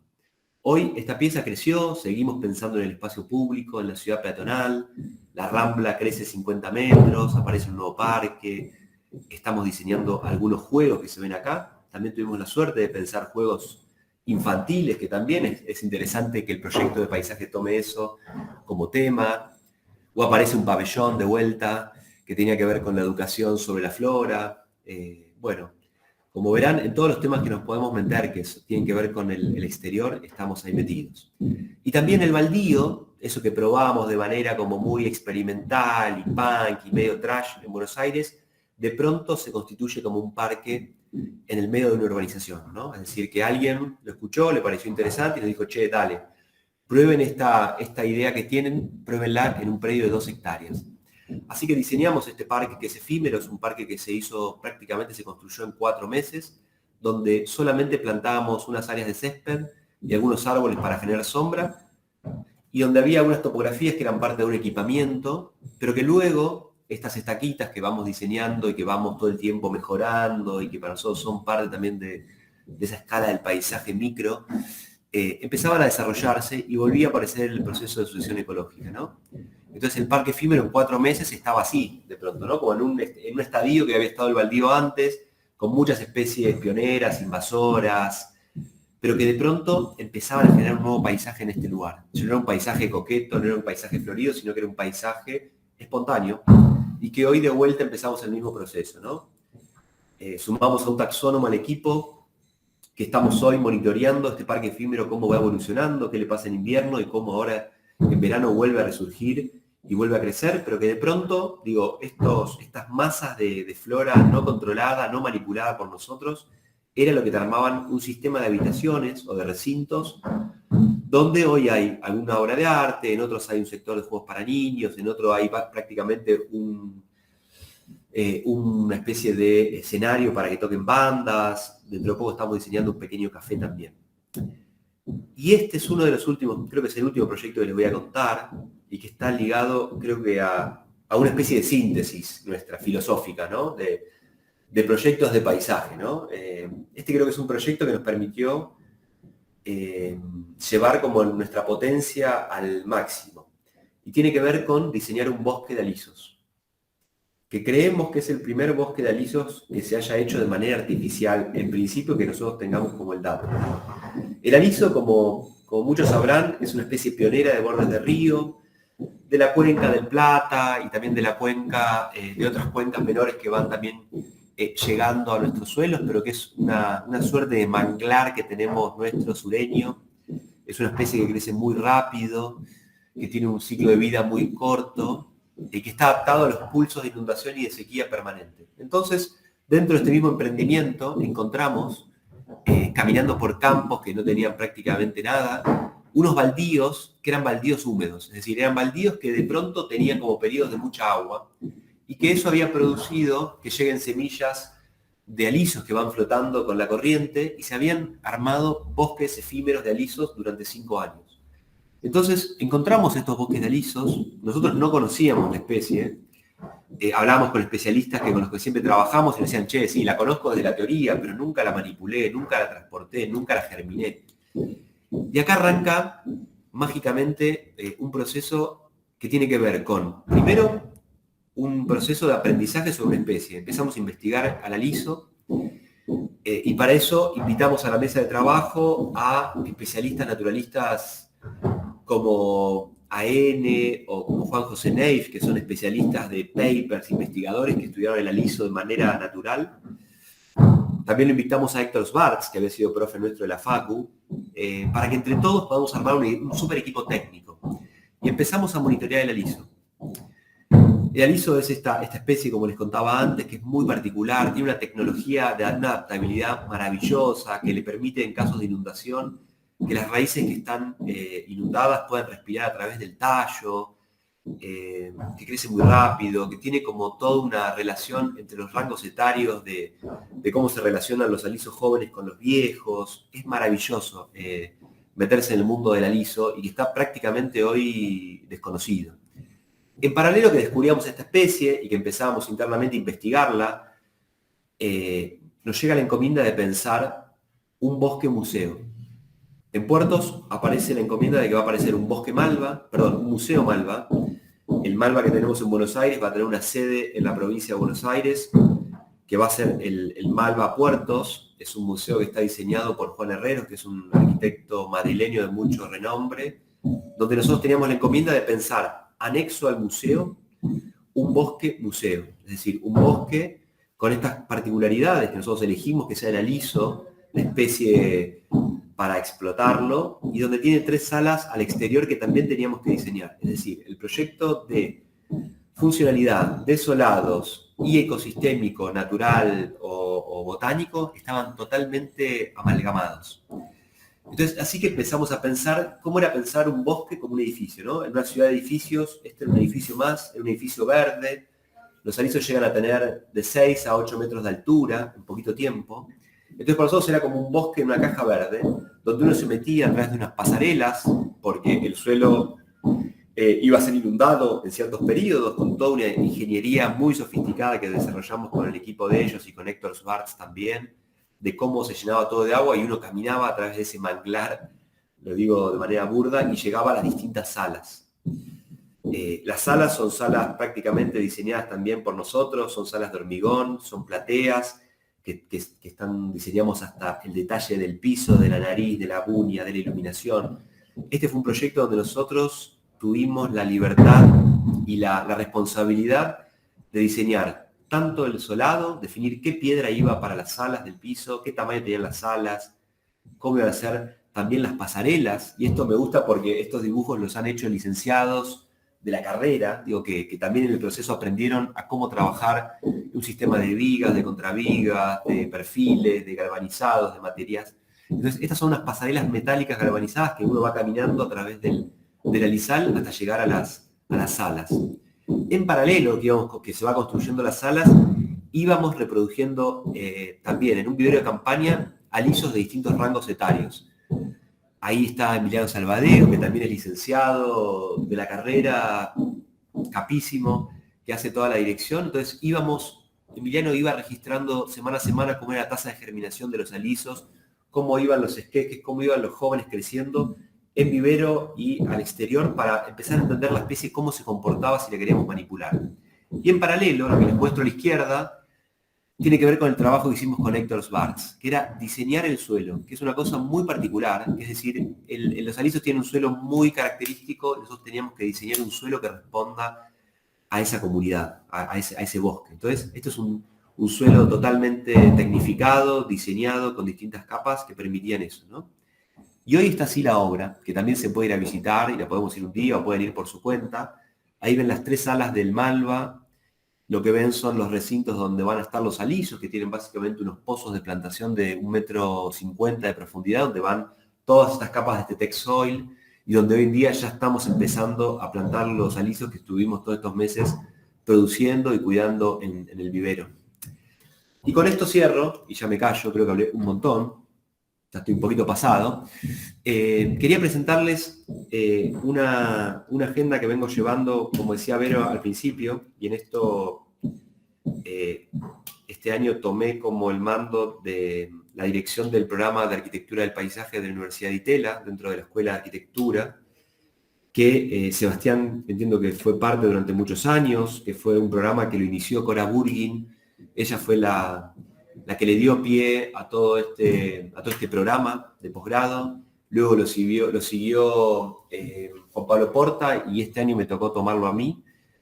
Y cuando lo tomé, me preguntaba qué era pensar un programa de posgrado de paisaje, ¿no? Cómo poder pensar en temas que no tenían que ver con lo que uno estudiaba en grado, con, digamos, la teoría básica o el ABC del paisaje, sino era como pensar en un paisaje casi a futuro, ¿no? De acá para adelante.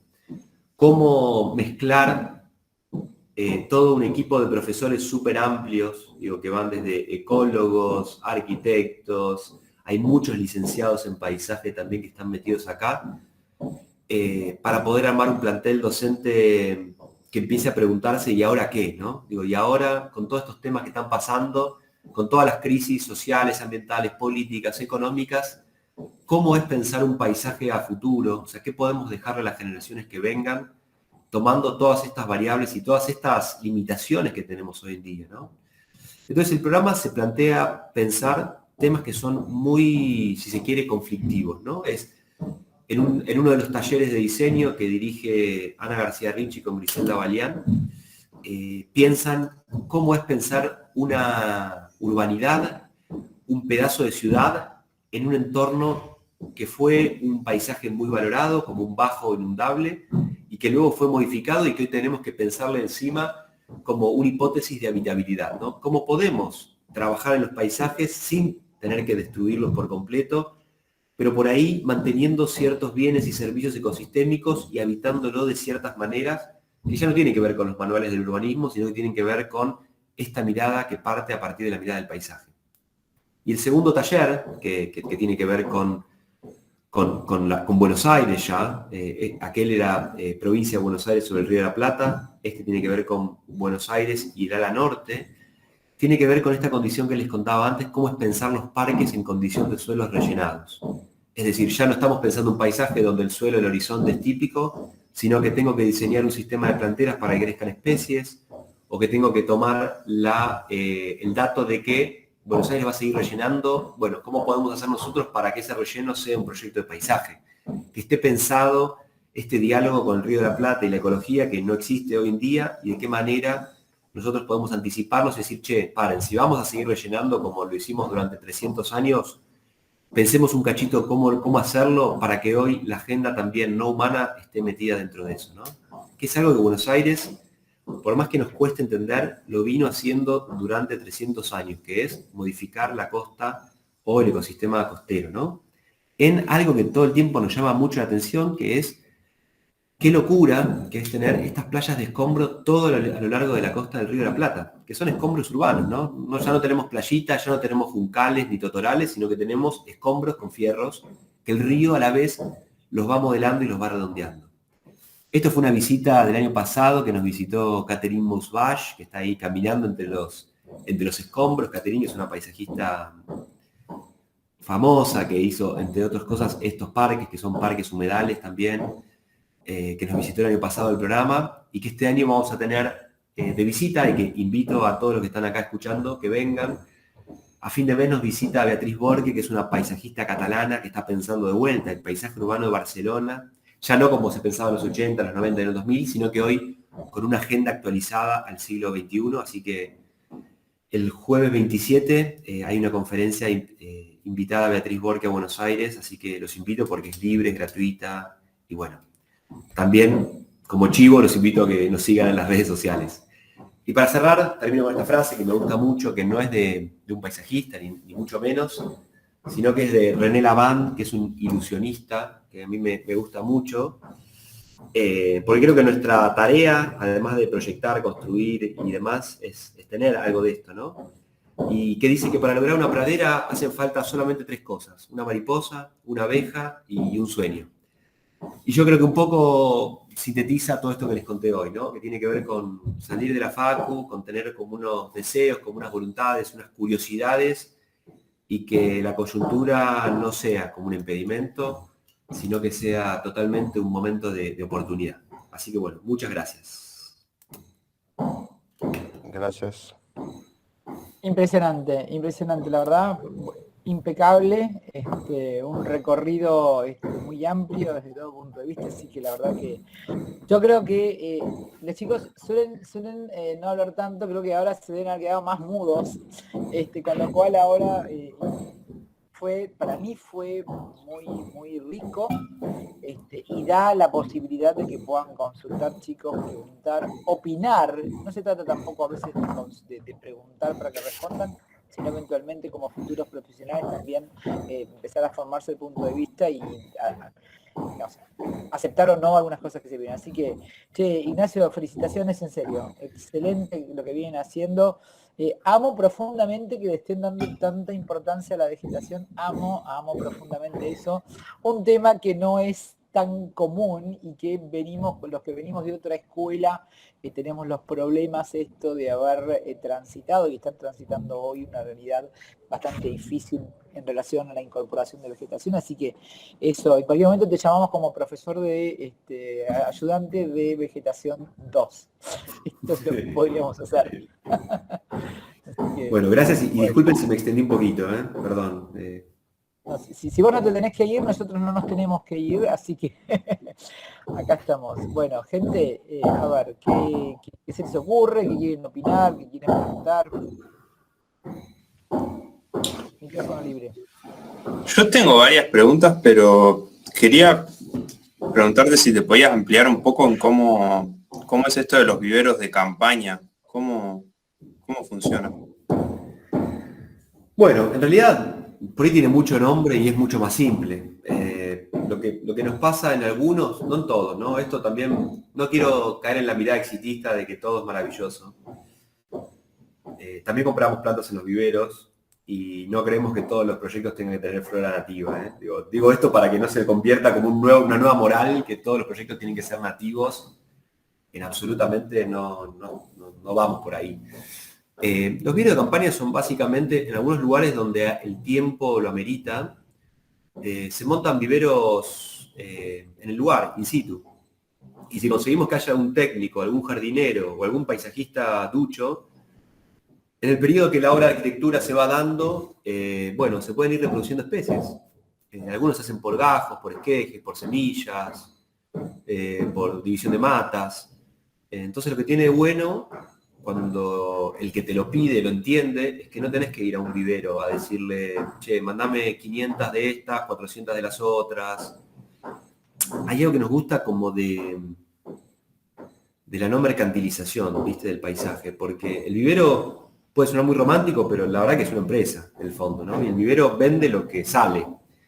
Y lo que sale es lo que demandamos entre toda la red de paisajistas, proyectistas y gente que está metido en esto. Entonces, por ahí el día de mañana lo que sale son alisos y están todos los viveros vendiendo alisos de río. No lo sé, a lo mejor no, ¿viste? A lo mejor quedó ahí y a nadie le interesó. Pero bueno, los viveros de campaña tienen eso, como tienen la posibilidad de que durante un proceso de la obra se puedan ir reproduciendo algunas de las especies, o todas, digo, eso depende de la capacidad de cada proyecto. A veces la escala no te da, porque es muchísimo, y depende de qué reproduzcas. Si son herbáceas, es más rápido, porque el ciclo de vida es mucho más corto. Si son árboles es más difícil, porque tienen más tiempo. A no ser que sean alisos, que en un caso óptimo el aliso puede llegar a crecer, no sé, medio metro por mes. Entonces es como una especie de bestia a velocidad de crecimiento. Pero nos gusta, porque cuando haces los viveros de campaña, y nos pasó con esto del alisal, la genética de esa especie ya está adaptada al lugar. Nosotros, en el de los alisos, lo que hicimos fue sacar los alisos de un lugar que los iban a destruir, que los iban a desmontar. Pero esos alisos ya tenían 5 o 6 años estando en el lugar, o sea, ya tenían la genética adaptada a eso. Entonces, todos los hijos o todos los clones de esos alisos que íbamos a hacer ya tenían como la historia del sitio, con lo cual es mucho mejor que traer una planta que le hicieron en otro lugar. Entonces, hay algo de la historia genética de las especies que está bueno también a veces pensarlo así. Sí, te sumo que está Sina Clowin en la sala, que es una arquitecta, urbanista muy prestigiosa, y bueno, se sumó para escuchar y me felicita, dice que es la perspectiva que deben tener todos los profesionales del paisaje y urbanismo, así que chapó. Wow, Sila, bueno, gracias. No quiero que lo que nosotros hagamos sea una bajada de línea. Esto fue lo que nosotros, muy erráticamente, no crean que esto fue un plan de un día para otro. Fuimos construyendo en base a un montón de cosas que nos iban pasando. Digo, a veces era suerte, a veces era la astucia, a veces era estar en el momento adecuado, a veces era, bueno, juntarte con la persona que te dijo, che, viste, como... Nosotros construimos esta. Me imagino que el día de mañana cada uno de ustedes construirá la suya y va a estar buenísima igual. Uh-huh. Sí, no, ahí Franco claro. Sí, dale. Tiene una pregunta. Buenas, ¿cómo estás? No, yo lo primero que quería decir es que, bueno, muchas gracias por contarnos tu historia, por todo lo que atravesaste para recibirte y todo. Nada, nos encontramos también en esa misma situación de tener que trabajar y recibirse, nada, toma su tiempo. Por cómo contabas cómo se fue desarrollando Bulla, lo relacioné mucho con cómo nos contaban de las historias o cómo inició la Bauhaus, cómo fueron experimentando y de a poquito hay grupos de amigos que después terminaron en estudios y también resultaron en cosas que trascendieron.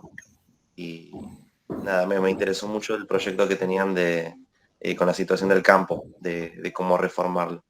Lo entendí como un sistema de permacultura, pero elevado a otro nivel, más o menos.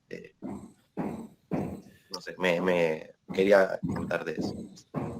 Bueno, muchas gracias. Ese proyecto del campo para nosotros fue nuevo. La verdad que por ahí a ustedes les pasa, cuando están estudiando en la facu y cursan fisiología, muchas veces todo lo que ven en la facu no está del todo adaptado a lo que hacemos, ¿no? Yo me acuerdo de haber cursado y la fisiología vegetal que estudiamos tenía que ver con el trigo, con el sorgo, no sé, no me acuerdo, pero con plantas comercialmente productivas, que yo creo que es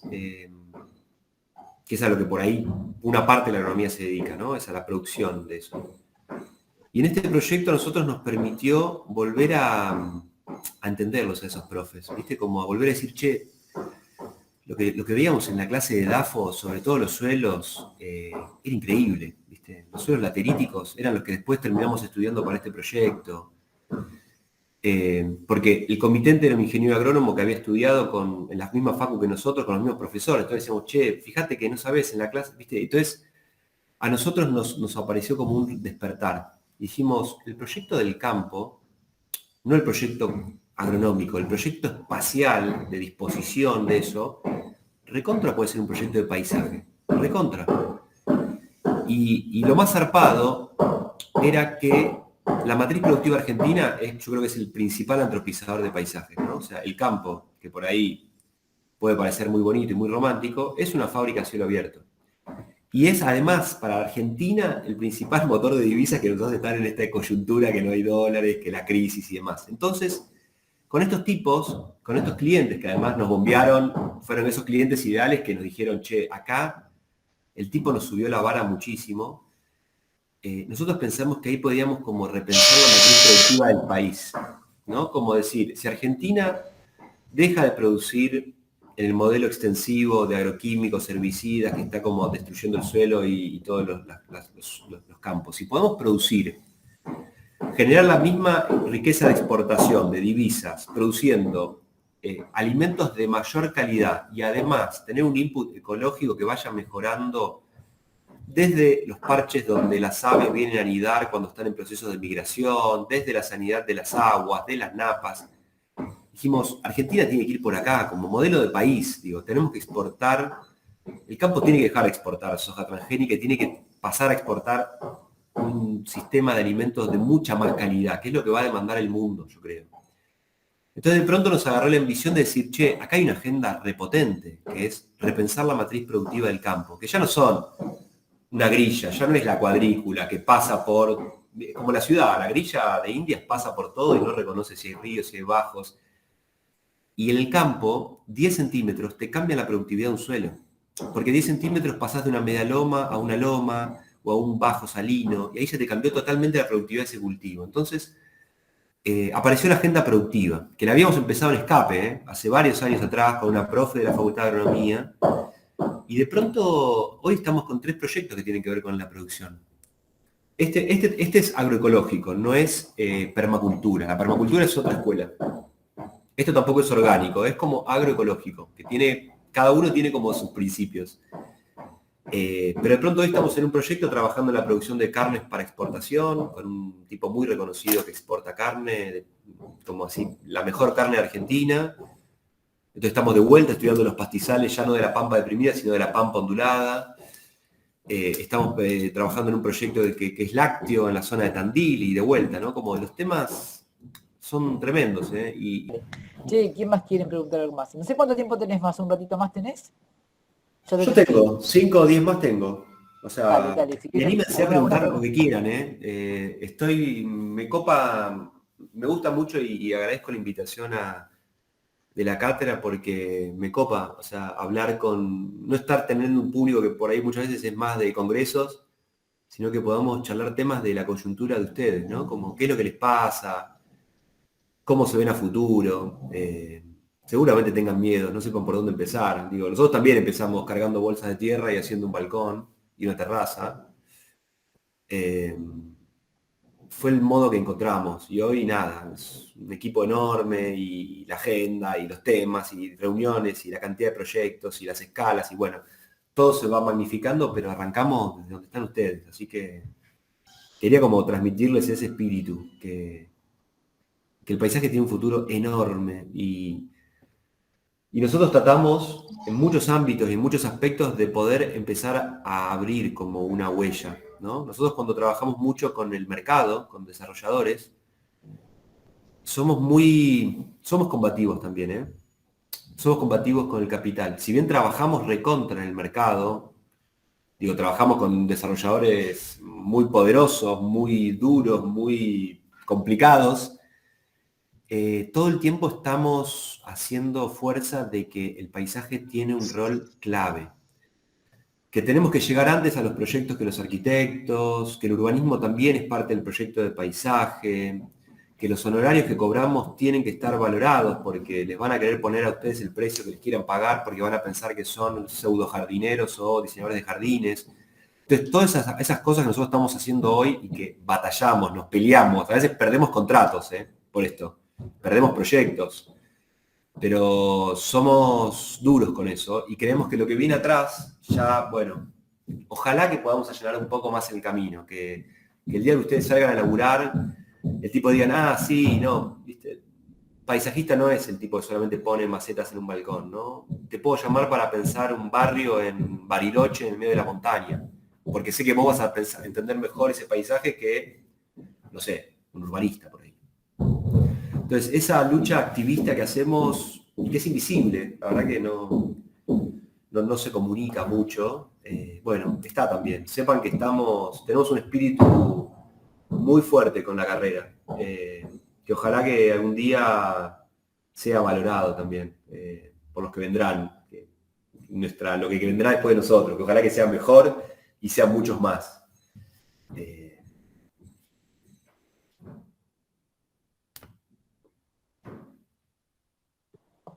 Yo quería saber... Dale, sí, Sofía. Sí, dale, Sofía, dale. Dale. No, como hablaste tanto como de que todos los proyectos se hacen en conjunto y con gente de un montón de disciplinas, quizás saber más cuál es tu rol, qué es lo que más te gusta hacer, y sobre todo cómo llegaste a definir qué es lo que más te interesa. Es una buena pregunta, Creo que nunca me lo hicieron. No la tengo ensayada la respuesta. Mi rol dentro de Bulla, yo siempre, o sea, en la facu no es que no fui un pibe 10, De hecho, recursé climatología, que es una materia que por ahí algunos se reirán, pero bueno, yo fui uno de los que recursó climatología. Me pasaron cosas como absurdas de época de estudiante, que hoy las miro y me río.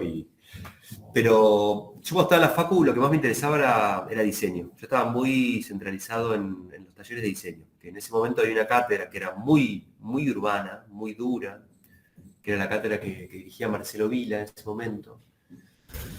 Y que él nos hizo mucho hincapié en la fuerza del proyecto. Como ustedes tienen que ser los tipos que diseñen todas las plazas de Buenos Aires de acá al futuro, decía, ¿no? Como el paisaje es el urbano y él nos metió como herramientas para salir dialécticamente a conversar con arquitectos, ¿no? Que son los que nosotros trabajamos mucho.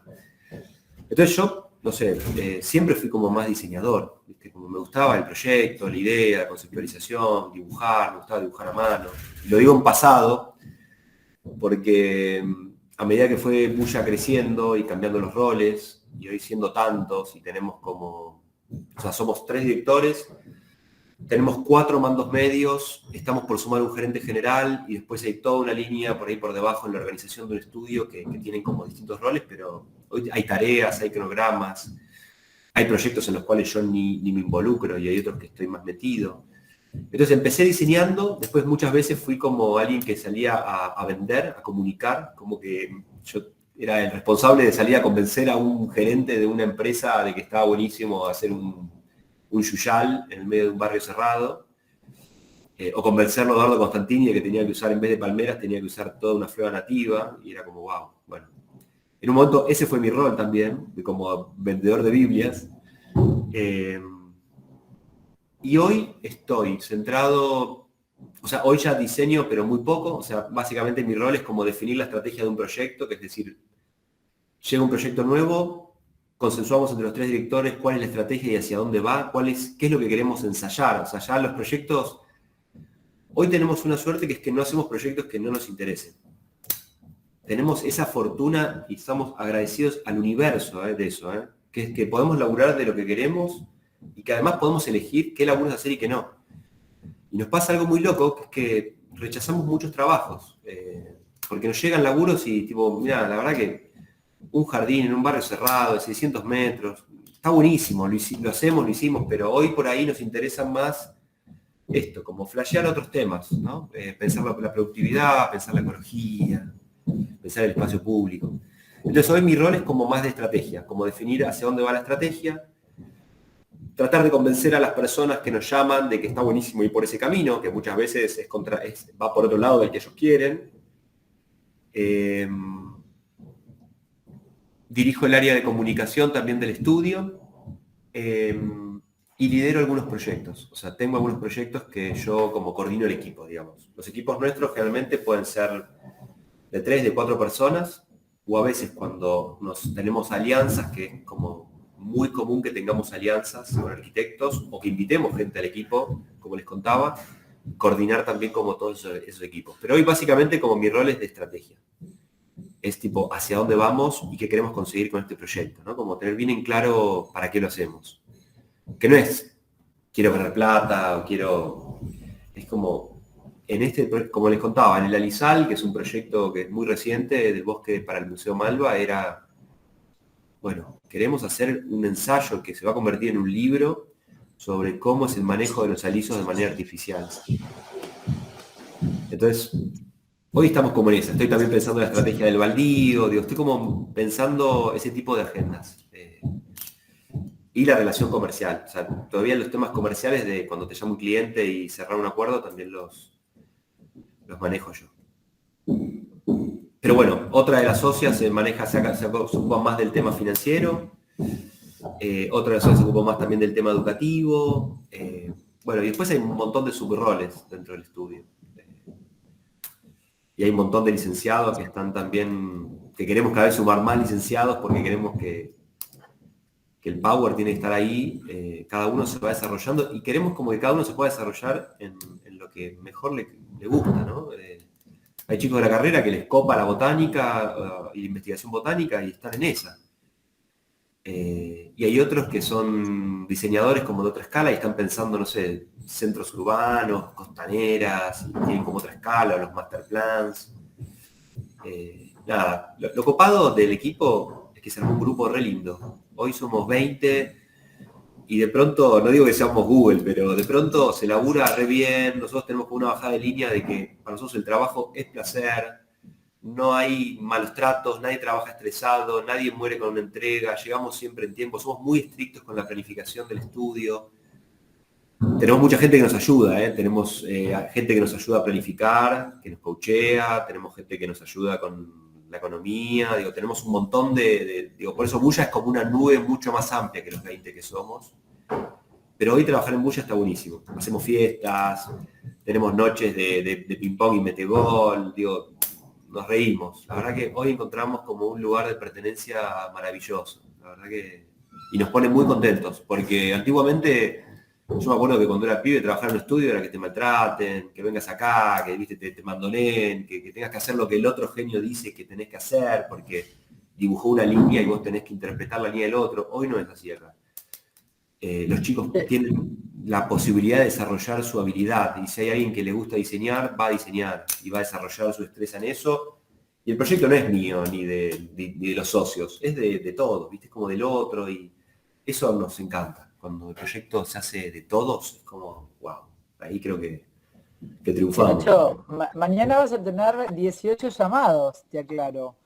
O sea, cada uno de los que está acá mañana te va a llamar para entrar, así que me parece Hay un espíritu que es sumamente positivo y creo que con el tiempo se va a notar que paisaje hoy es un tema en la agenda y todo el mundo conoce y en todos los proyectos ya saben que tiene que haber un paisajista, un licenciado y que es un proceso. Así que espero verles sumado algo, que les haya quedado algo, ya sea de cualquier aspecto de los que hablamos, ya sea más botánico, más experimental, más proyectual, lo que sea. Y bienvenidos, abiertos a que nos escriban, a que los invito a que también se sumen a la movida del baldío que va a suceder ahora a fin de año. Si quieren venir a recorrerlo, seguimos las charlas ahí. Nada, eso. Gracias, la pasé muy bien. Gracias, Nacho. Gracias a vos. Bueno, gracias. Gracias. Muchas gracias. Chao, chao. Que tengan una buena semana.